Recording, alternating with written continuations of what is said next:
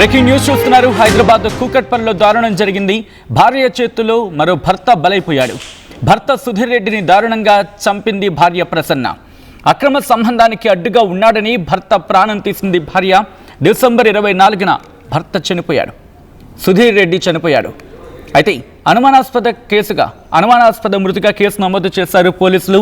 సుధీర్ రెడ్డి అక్క ఫిర్యాదుతో విచారణ చేశారు పోలీసులు. చున్నీని మెడకు బిగించి ప్రాణాలు తీసినట్లు ఒప్పుకుంది భార్య ప్రసన్న. చనిపోవడానికి వారం ముందే పోలీసులకు ఫిర్యాదు చేశాడు సుధీర్ రెడ్డి. తన భార్య తనను చంపేందుకు ప్రయత్నిస్తోంది అంటూ సుధీర్ రెడ్డి ఫిర్యాదు చేశాడు.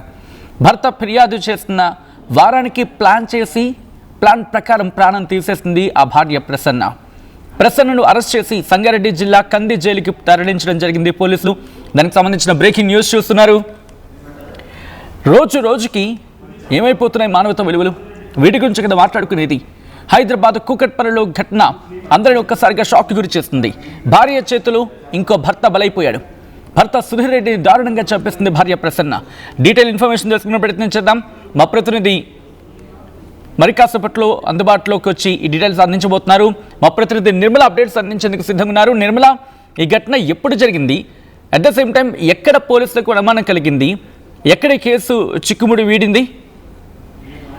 సచిన్, ఈ ఘటన మాత్రము డిసెంబర్ 24వ తేదీన మాత్రము అనుమానాస్పద కేసుగా కూడా వీళ్ళు నమోదు చేశారు. ఎందుకంటే 24వ తారీఖే సుధీర్ రెడ్డిని హతమార్చడం కూడా జరిగింది భార్య. అయితే మనకు మేడ్పల్లి ఘటన మర్చిపోక ముందే మేడ్పల్లిలో కూడా సేమ్ ఇదే ఘటన, ఇదే సిచ్యువేషన్ కూడా అక్కడ చూసాము.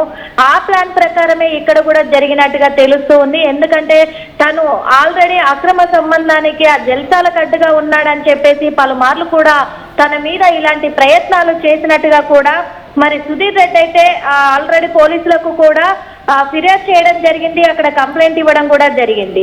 ఈ ఫిర్యాదు మేరకు కూడా పోలీసులు కేసు దర్యాప్తు చేస్తున్నప్పటికీ వారం రోజుల్లోనే ప్లాన్ ప్రకారమే మరి సుధీర్ మీద దాడి చేసినట్టుగా కూడా తెలుస్తూ ఉంది. కానీ ఎవరికి అనుమానం రాకుండా, ఎలాంటి అనుమానం రాకుండా సేమ్ మేడ్పల్లిలో ఏదైతే జరిగిందో ఇక్కడ కూకట్పల్లిలో కూడా అదే వైనం జరిగిందని కూడా చెప్పుకోవచ్చు. ఎందుకంటే తను గుండెపోటుతో మరణించాడు అని చెప్పేసి కూడా భార్య నమ్మించడం జరిగింది.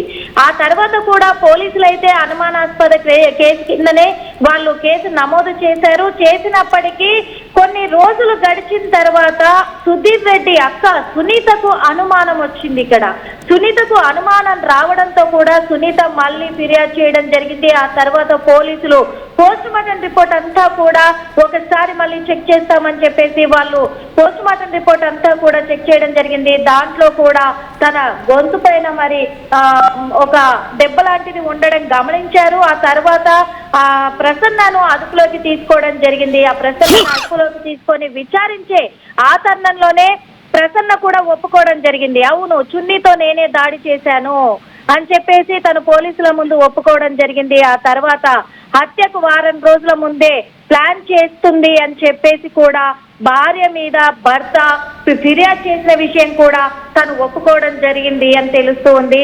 ఆ తర్వాత ఆ ప్రసన్నను వీళ్ళు అదుపులోకి తీసుకొని రిమాండ్ నిమిత్తం సంగారెడ్డిలోని కంది జైలుకి అయితే తరలించినట్టుగా తెలుస్తూ ఉంది. కాకపోతే వీళ్ళు ఏ ప్రాంతానికి చెందిన వాళ్ళు, కూకట్పల్లిలో మరి వీళ్ళు వృత్తిరీత్యా ఏం చేస్తున్నారు, ఏంటి వీళ్ళ బ్యాక్గ్రౌండ్ అనే పూర్తి వివరాల కోసం పోలీసులు అయితే ఇంకా దర్యాప్తు కొనసాగిస్తూ ఉన్నారు. సచిన్, అవునైతే ఒక్కసారి మీ లైన్లో ఉండే ప్రయత్నం చేయండి నిర్మల. ఈ ఘటన అందరినీ ఒక్కసారిగా షాక్కి గురి చేస్తుంది.